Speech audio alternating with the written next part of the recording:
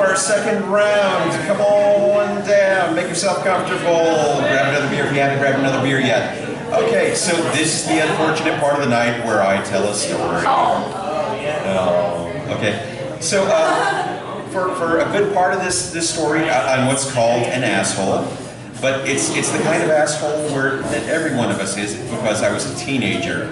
I was the youngest of 4 kids, and I was used to coming home to the house and having the place empty and being able to watch TV all by myself. And watching, you know, the semi-non-appropriate, age-appropriate cartoons.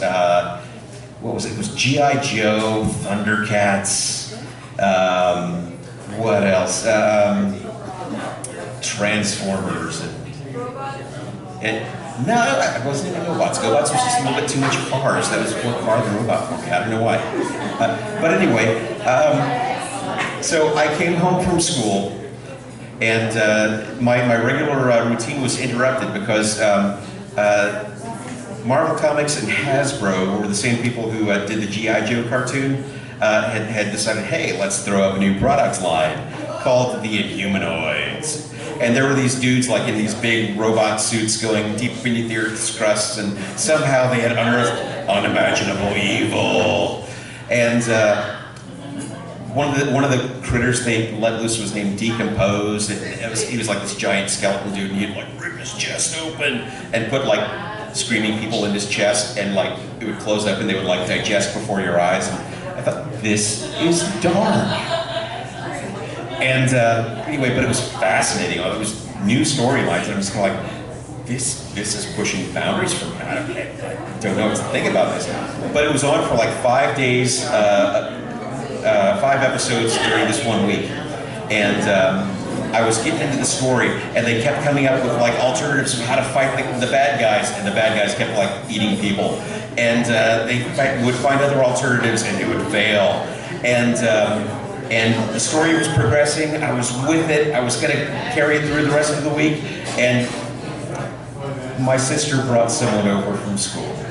Now, she had brought someone home from school. She was at Villanova, and she would come home from her classes.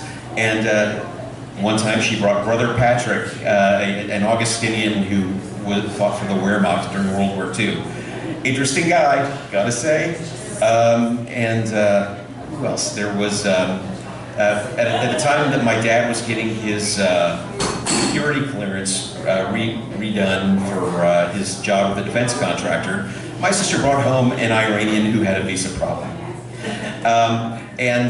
So we always met interesting people, but in came my sister's friend from class named Mary, who was very mousy and petite, and following Mary came 2 of her kids. She had a little girl who was about 6 and a little boy who was about 4. And having been the youngest in the family, I didn't know how to deal with little kids. I had never encountered babies. And apparently Mary had had some trouble with her life, and my sister was kind of like, come on over to our house for safe harbor. And that was kind of what we had some history of. And Mary, it turns out, was married to a man who was about 4 times her size, was big and muscular and brawny, and was a drug abuser, had a psychotic break, and beat the hell out of Mary and tried to kill her kids. Now Mary, who was a little mouse of a woman, came flying across the room at this man, not at our house, at her house, and broke 4 of his ribs. No training, no nothing, just pure protecting my kids' strength coming through. It was really cool. But here were these kids coming away from this experience over to our house, and I didn't know what a little kid is. I haven't been a little kid for 10 years or something like that. And my mom came home from work. She's like, can you help just kind of entertain these kids here? So I went up to the attic. I got a box of toys and a box of books. The little girl was not having anything, because not only did I have no idea how to entertain a little boy, less have an idea of how to entertain a little girl. But I tried to give them a little time. My plan was to give them these books and toys and put them at the other end of the house, and I'm going to go watch my thing where the guy opens up his chest and digests people. quite work out like that. The little boy decided he would come downstairs and kind of follow me around, and I was like, I don't know what to do. Not only had he been breaking my toys, and playing with them, but you know, he was just always kind of wanted my attention. Like, I didn't know what this animal is. I didn't know what to do. So what I did was I got a chair, I plopped it down about 4 feet in front of the TV, and I was like, I am going to watch this damn show.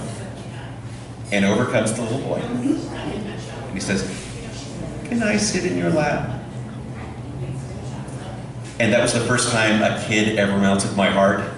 And the first time that I ever learned that parental response where it's like, you know, you hear a bang in the other room, and you know, something in your mind tells you, turn the stove off, get the pot off the fire, and then go see what happens before the screaming really kicks in.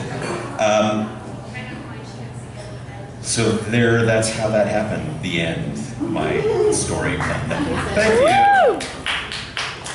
Alrighty, coming up next to the microphone is Dallas.